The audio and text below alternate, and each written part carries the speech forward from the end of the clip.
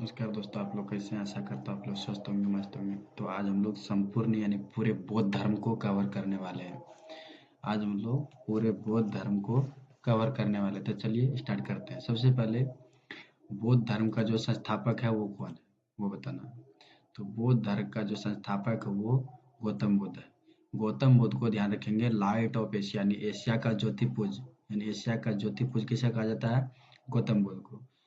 अगला है, अब गौतम बुद्ध का जन्म कब हुआ था? तो गौतम बुद्ध का जो जन्म हुआ था ये याद रखेंगे 563 ईस्वी पूर्व में लुम्बिनी नामक स्थान पर हुआ था। ये लुम्बिनी कहाँ पड़ता है? तो लुम्बिनी याद रखेंगे नेपाल में पड़ता है। लुम्बिनी कहाँ पड़ता है? ये नेपाल में, ध्यान रखेंगे। तो गौतम यानी गौतम बुद्ध जो है बौद्ध धर्म का संस्थापक है। उसका जन्म 563 ईसा पूर्व में वो लुम्बिनी नामक स्थान पर हुआ था। अगला इसका पिता का नाम। तो इसका पिता का नाम शुद्धोधन था, जो शाक्य यानी कुल के मुखिया थे। इसका माता का नाम माया देवी। इसका माता का नाम माया देवी। तो देखिए, पहले गौतम यानी बौद्ध धर्म का संस्थापक गौतम बुद्ध। गौतम बुद्ध को यानी लाइट ऑफ एशिया यानी एशिया का ज्योतिपुंज कहा जाता है। इसका जन्म जो है 563 ईसा पूर्व में लुम्बिनी में हुआ था। इसका पिता शुद्धोधन था। इसका माता का नाम माया देवी। और इसका पत्नी यानी विवाह किसके साथ हुआ था? तो यशोधरा के साथ। यानी पिता शुद्धोधन, माता माया देवी और इसका पत्नी का नाम यशोधरा एवं पुत्र का नाम राहुल था। तो याद रखेंगे इसको अच्छे तरीके से। यानी इसका संस्थापक हो गया गौतम बुद्ध। जन्म 563 ईसा पूर्व में लुम्बिनी में। और माता का नाम माया देवी, विवाह इसका यशोधरा से था, पुत्र इसका राहुल था। अब देखिए इसके बाद ये गृह त्याग। तो गृह त्याग याद रखेंगे, गृह त्याग जो है 29 वर्ष की अवस्था में ये गृह त्याग किया था। ये जो गृह त्याग किया वो गृह त्याग इसका महाभिनिष्क्रमण कहलाया। और गृह त्याग का इसका प्रतीक है घोड़ा। और ज्ञान प्राप्ति यानी गौतम बुद्ध को ज्ञान की प्राप्ति कहाँ हुआ था? बोध गया में हुआ था। अब बोध गया कहाँ पड़ता है? ये बिहार में। और किस स्थान पर इसको ज्ञान प्राप्त हुआ था? तो याद रखेंगे निरंजना नदी के तट पर इसको ज्ञान की प्राप्ति हुआ था। और कितने वर्ष की आयु में? तो 35 वर्ष की आयु में। और इसका यानी पीपल वृक्ष के नीचे। अगला गौतम बुद्ध जो निकला था यानी इसको 4 दृश्य दिखा था। तो पहला क्या था? वृद्ध व्यक्ति, दूसरा रोगी व्यक्ति, तीसरा शव यानी मरा हुआ आदमी और चौथा सन्यासी। यानी वृद्ध व्यक्ति, रोगी व्यक्ति, शव और सन्यासी। याद रखेंगे 4 को मिला था इसको। वृद्ध, रोगी, शव और सन्यासी। इसका प्रमुख पर्व यानी प्रमुख जो पर्व है बैसाखी पूर्णिमा। यानी बौद्ध धर्म के लोगों के लिए प्रमुख पर्व क्या है? बैसाखी पूर्णिमा। और कला है तो 2 प्रमुख कला था, एक मथुरा कला, दूसरा गंधार कला। अगला भारत में प्रथम मूर्ति जो लगा था तो वो गौतम बुद्ध का लगा था। और बाकी इसका गौतम बुद्ध का नाम शाक्य मुनि और मैत्रेय था। अब गौतम बुद्ध ने जो प्रथम उपदेश दिया था वो सारनाथ में दिया था। कहाँ दिया था? गौतम बुद्ध ने प्रथम उपदेश सारनाथ में दिया था। और सारनाथ कहाँ पड़ता है? वाराणसी। और वाराणसी कहाँ पड़ता है? उत्तर प्रदेश में। वाराणसी कहाँ पड़ता है? ये उत्तर प्रदेश में। अगला विषय यानी प्रथम उपदेश दिया, ये क्या कहलाया? धर्मचक्र प्रवर्तन कहलाया। इसका प्रमुख शिष्य था कोंडे, भद्रिक, वप, महानाम और ये इसका प्रमुख शिष्य था। अगला चतुर्थ बौद्ध संगति के बाद यानी हीनयान और महायान का विभाजन हो गया, 2 भाग में बट गया। लेकिन इससे पहले बात आया कि जो बौद्ध संगति हुआ था कितना हुआ था? तो प्रथम बौद्ध संगति 483 ईसा पूर्व में हुआ था, जो कहाँ हुआ था? राजगीर में हुआ था। इसका अध्यक्ष कौन था? महाकश्यप था। इसका किसके शासनकाल में हुआ था? अजातशत्रु के शासन। अजातशत्रु किस वंश का शासक था? वो हर्यक वंश का था, याद रखेंगे। अगला द्वितीय बौद्ध संगति 383 ईसा पूर्व में हुआ था। कहाँ हुआ था? वैशाली में हुआ था।